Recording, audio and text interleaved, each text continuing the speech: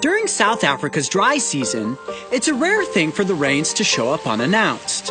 Yet lo and behold, if you arrive from Ohio, the stormy spring weather has a tendency to follow. On the first leg of our journey, the crew and I lodged at the remote Tainskloof Game Reserve, a 13-hectare expanse of pristine wilderness nestled in the Eastern Cape. With heavy rains come the emergence of life, as creatures like termites take to the wing with aspirations of pioneering new colonies. From beneath the decomposing leaf fall, millipedes seem to appear in droves, and from the saturated earth crawls a slimy being that we simply had to get in front of the cameras.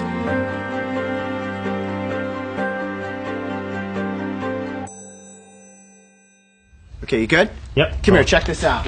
All day it has been raining, and we thought we would not get an episode, but lo and behold, a break in the clouds, and wait until you see what I found. Hopefully it's still there. Ooh, there he is, I can see him from here. Oh, he's so big. Look at this. Look. Yes! Do you know what that is? Looks like a giant snail. It is. It is the giant African land snail. And I have never been more happy to see a snail in my life than I am right now, because we've been dealing with rain all day. We didn't think we'd get an episode. Sure enough, there's a break in the weather. I come out, I'm looking around. Mario and I were actually filming termites coming up out of their nest. They got flooded out. I turn around, and what do I see? This giant beauty. Oh boy. I think we may not have that long. Yeah, we've got just a few minutes to film this episode, but what I want to do is gently pick this snail up and see if we can take a close look at its anatomy. You ready? I'm gonna try to do this really gently so that I don't scare it. You sure you're fast enough? Yeah, right?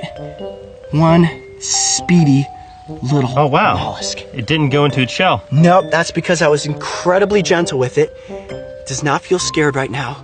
And look at that creature. Honestly, this is the biggest snail I have ever handled.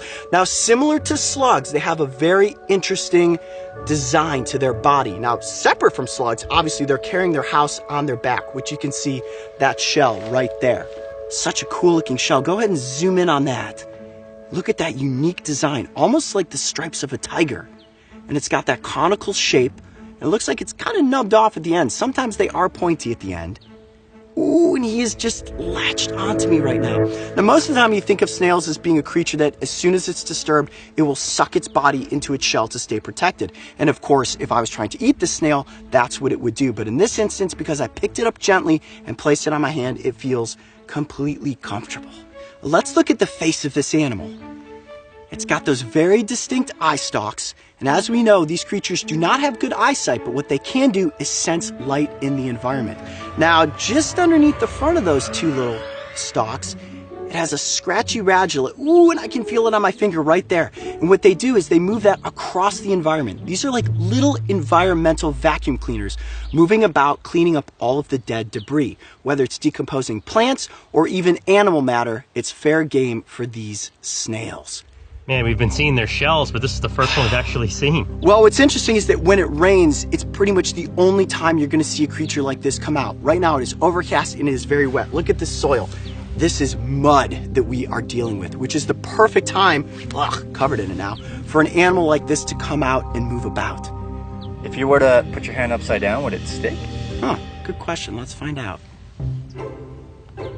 Yep, look at that. Completely glued to my hand right there. Wow. And it actually has some weight to it. It probably weighs about a half a pound. Really? Yeah. Oh man. It's a lot heavier than you would think. And it's so cool, a mollusk like this out here in the desert terrain of South Africa. And again, the only time you're gonna see a creature like this is either at night or after a large rainstorm has moved through. Obviously, this creature's taking advantage of all the moisture in the ground and all of the wet plant life that it can chomp up on. I'm so excited, my hand is shaking right now. I'm telling you guys, I've never been more excited to find a mollusk. This thing is crazy big, but believe it or not, they can get bigger than this. Their shells can grow up to 7 inches in length. Whoa, man, that's like twice the size of that one. Right? Talk about being a giant snail. So Mario, it's not uncommon to have larger animals in Africa. Why is everything so big? Yeah, he said big animal, so I was thinking like elephant, but I guess it's the environment. There's probably a lot of food and a lot of nutrients that these animals could get in order to get big. Yeah. Yeah. Cool. Now look at its skin. So bumpy, almost looks like it would be rough and rugged like the skin of a rhino, but it's actually very slimy and sticky. Mark, why don't you go ahead, put your finger in there, tell the audience what it feels like.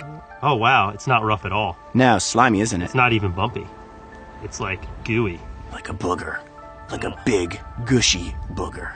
Coyote, is its shell growing or is it going to find a new shell? No, that's a great question. The shell is actually growing with the snail, and it is attached on the inside. So unlike a hermit crab per se, this creature cannot leave its shell and find a new one. Ooh, is it leaving a slime trail on your No, hand? actually that's a good question, Mario. What it is leaving is technically called a snail trail. Just a layer of goo on my hand. And that actually helps them to mark their territory, and it allows other snails to sense when potential mates have gone through their environment. I think the stripe down the back of it is so cool. It actually looks a lot like its shell as well. Yeah, right there. Yeah. Now I imagine that this helps to blend it into the environment. I mean, camouflage-wise, this creature is going to want to stay hidden. You may be saying to yourself, so Coyote, that thing looks gross, like a big slimy booger. What would possibly be eating this? Birds, reptiles, if they could get into the shell. Obviously something like, a hyena, if it were to come across something like this, may Baboons? think, ooh, baboons. I'm sure baboons would love to eat these. Anything that would be able to get to the soft insides of this creature's body would turn it into a meal, but fortunately, they are capable of sucking their bodies in and oftentimes can stay protected from predators. Now, let's take a look at the underside of the snail. I'm gonna peel it off of my hand very slowly here. Oh, that's sticky. Look at that foot. That foot is what's used for locomotion, and they just very slowly move throughout the environment. And as you can tell, these snails move very, very slowly.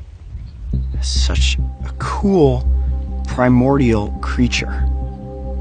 Now, similar to slugs, most snails also have an external lung called a neostome. And I can see that on this one, but it's very hard to identify. It's right there. Mark, see if you can zoom in on that. I'm sure you're watching this episode and you're thinking to yourselves, wow, this certainly is a cool looking snail.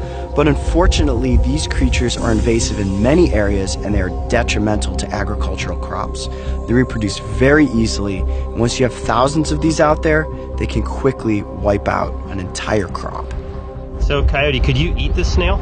Oh, actually, that's a great question because some people do eat these snails. However, you have to cook them. If you eat one of these snails raw, they sometimes can carry a nematode inside of their gut that can actually cause meningitis. Oh, wow. Yep, this snail specifically can make you really, really sick if you ate it raw. So if you're out there in a survival situation, this is not something you want to pick up and just chomp down on. They have to be cooked. So you definitely want to wash your hands if you handle one too. Yeah, considering the fact that I'm covered in snail trail, a little soap and water will get all that stickiness right off.